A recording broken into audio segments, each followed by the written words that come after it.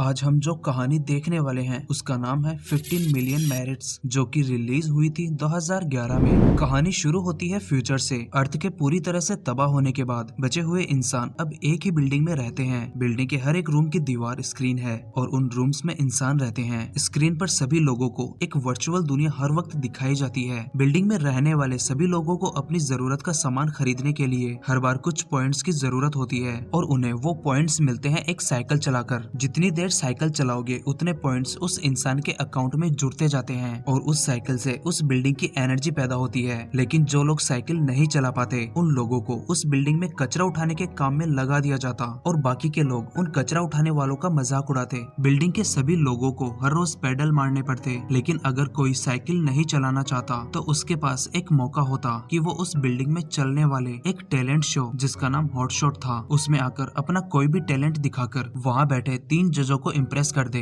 जज फिर उस इंसान को कोई भी शो दे देंगे। शो मिलने के बाद उस इंसान को दोबारा कभी पैडल मारने की जरूरत नहीं होती, फिर उसकी बाकी जिंदगी आराम से निकलती। लेकिन उन जजों को इम्प्रेस करना कोई आसान काम नहीं था और न उस टैलेंट शो की एंट्री टिकट खरीदना, क्योंकि एक टिकट 15 मिलियन पॉइंट्स की थी और इतने पॉइंट्स इकट्ठा करने में एक इंसान को कई महीनों का वक्त लग जाता। उसी बिल्डिंग में एक बिंग नाम का आदमी रहता है। उसका भी डेली रूटीन बाकी के इंसानों के जैसा ही था। उसके पास बहुत सारे पॉइंट्स थे, लेकिन फिर भी वो हॉट शॉट में नहीं जाता। ना तो उसके पास कोई टैलेंट था और ना उसे शो में जाने की दिलचस्पी थी। बिंग दिन भर पैडल मारता और रात को अपने रूम में आकर सो जाता। रूम में भी वो या तो पॉर्न देखता या गेम खेलता। रूम्स की दीवारों पर लगी स्क्रीन में कभी भी एड चालू हो जाते और सभी को वो एड देखने पड़ते। एड स्किप करने पर कुछ पॉइंट काट लिए जाते। एक दिन टॉयलेट में बिंग एक लड़की को गाना गाते हुए सुनता है। उसे वो गाना बहुत अच्छा लगा। लड़की जब टॉयलेट से बाहर आती है तो बिंग उसे देखकर उसे पसंद करने लग जाता है। लड़की का नाम एबी था।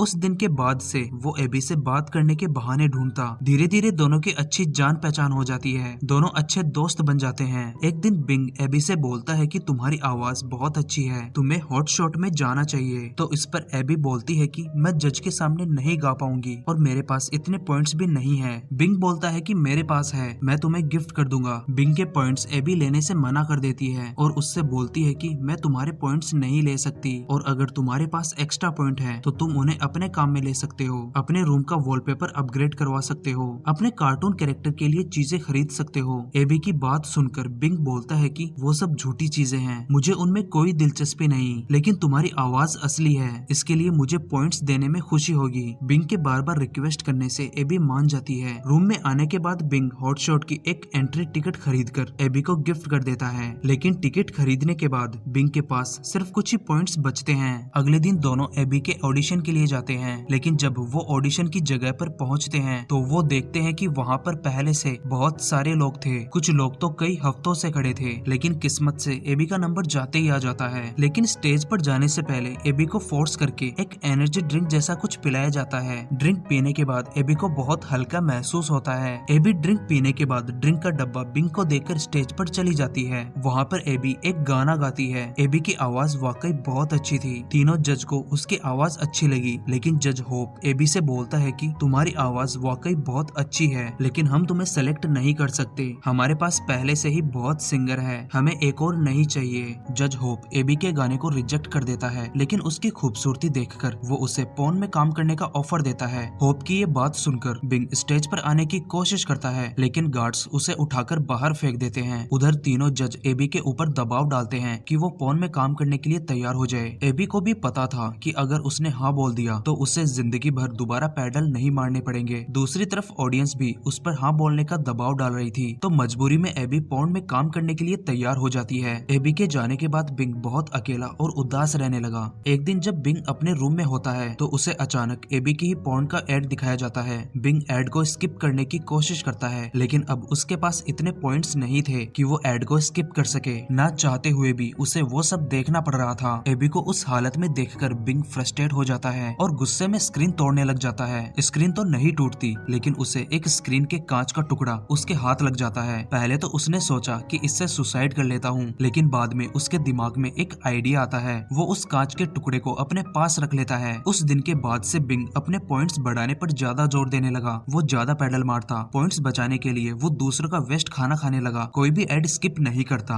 और साथ ही थोड़ा डांस भी सीखने की कोशिश करता। उसका प्लान अब हॉटशॉट में जाने का था। महीनों पैडल चलाने के बाद आखिरकार उसने 15 मिलियन पॉइंट्स बना लिए। उसने तुरंत हॉटशॉट की एंट्री टिकट खरीदी और वो कांच का टुकड़ा लेकर ऑडिशन देने चला गया। ऑडिशन की भीड़ के बावजूद उसका नंबर जाते ही आ गया। बिंग के पास वो एनर्जी ड्रिंक का डब्बा अभी भी था जो एबी ने स्टेज पर जाने से पहले उसे दिया था। बैक स्टेज उसे जब वो ड्रिंक पीने के लिए फोर्स किया जाता है तो वो बोलता है कि मुझे ये ड्रिंक बाहर ही पिला दी गई। दरअसल उस ड्रिंक से इंसान थोड़ा हैंगओवर में आ जाता और खुद की भावनाओं पर काबू नहीं रखता। वो फिर वैसे ही रिएक्ट करता जैसा जज उससे करवाना चाहते और एबी के साथ भी यही हुआ था। लेकिन बिंग बिना वो ड्रिंक पिए स्टेज पर जाता है। पहले तो वो तीनों जज के सामने डांस करता है और थोड़ी देर बाद डांस करते करते अपने पास से वो कांच का टुकड़ा निकालकर अपनी गर्दन पर रख लेता है और वहीं पर सबके सामने अपनी जान देने की धमकी देता है। जज होप उससे ये ड्रामा करने की वजह पूछता है तो बिंग उन्हें इस बात के लिए कोसता है और गालियां देता है कि वो लोग उसके जैसे इंसानों के लिए एक नकली दुनिया चलाते हैं। लोग असली लोगों के बजाय मशीनों से बात करते हैं। लोगों के पास असली जैसा कुछ भी नहीं है और अगर कुछ असली होता भी है तो तुम लोग उसे जानबूझकर नकली बना देते हो। बिंग फिर उन पर इस बात के लिए भी भड़ास निकालता है कि कैसे उन लोगों ने एबी को एक पॉर्न स्टार बनने पर मजबूर किया। लेकिन बिंग की पूरी भड़ास सुनकर तीनों जज को मजा आया। उन्होंने बिंग को वहाँ से निकालने के बजाय उसे एक शो ऑफर किया। उसे सिर्फ हफ्ते में 2 दिन आधे आधे घंटे के 2 शो करने होंगे और जिंदगी भर पैडल से छुटकारा। शो में भी वही भड़ास निकालनी है जो यहाँ इस वक्त निकाली है। बिंग को यहाँ इस चीज की उम्मीद नहीं थी लेकिन जब उसे ऑफर मिला उसने तुरंत हाँ कर दी। कुछ दिनों बाद बिंग का खुद का शो था जिसमें वो इस पूरे सिस्टम के बारे में सच्चाई बोलता और अपनी भड़ास निकालता। उसकी जिंदगी अब आराम से चल रही थी बाकी इंसानों से अलग, लेकिन अभी तक वो एबी को नहीं भूला था और यहीं पर ये कहानी खत्म हो जाती है। कहानी की वर्चुअल दुनिया प्रेजेंट और फ्यूचर की परछाई है। हर कोई अपनी जिंदगी के लूप में फंसा है और इसका फायदा उठाती है एक कॉमर्शियल कंपनी अपने ऐड दिखाकर। हर कोई सिस्टम को बदलना चाहता है लेकिन जब उसे विकल्प दिया जाए तो सबसे पहले बिकता भी वही है। यहाँ तक पहुँच गए हो तो वीडियो को लाइक करो, चैनल पर पहली बार आए हो तो चैनल को सब्सक्राइब करो और बेल आइकन को भी जरूर प्रेस करो। तो मिलते हैं अगले वीडियो में एक नई मूवी या वेब सीरीज के साथ। तब तक के लिए